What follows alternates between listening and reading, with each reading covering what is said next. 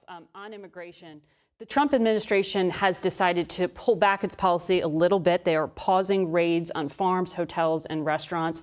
Arkansas has a lot of agricultural business in your state. Do you support this decision? No, I think we need to have robust worksite enforcement. I don't think ICE is going to show up at one or two restaurants where they have an illegal migrant working. Usually it's unscrupulous employers who have large numbers of illegal immigrants working in their work sites. And whatever work site it is, whatever industry it is, ICE has to be able to go and enforce our immigration laws and remove illegal immigrants. But the president has pulled back from that. That was the change in policy this week when it came to farms. I don't think we should pull back on any kind of enforcement at all. I think worksite enforcement in all industries needs to be able to move forward, and I think ICE agents on the front lines need the support of political leadership. And you would want more enforcement, including in manufacturing, including in construction, where it could impact the economy. We should not declare any industry or any work site that uses large numbers of illegal immigrants off limits for enforcement of federal law.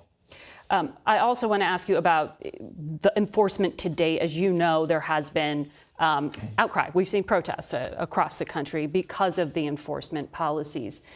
You wrote an op-ed supporting President Trump's decision to send in federalized National Guard troops and active duty Marines to California. You referred to it as the threat from the radical left, an overwhelming show of force to end the riots, and talked about communities being terrorized. Given the amount of tension in the country right now, is that really the language to use? Yes, when you see left-wing street militias who are throwing bricks and frozen water bottles at police officers and shooting them with fireworks, and unfortunately you have mayors and governors in some places that won't allow police to maintain order, the next step is to call in the National Guard. And if the governor won't call in the National Guard, then the president has to federalize them.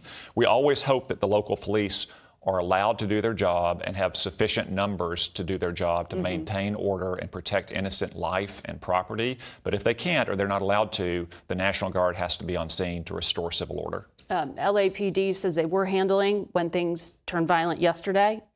They fired rubber bullets, but they said they had it under control. The LA police chief said last weekend that his forces were overwhelmed and they couldn't manage the situation. Senator Cotton, thank you very much.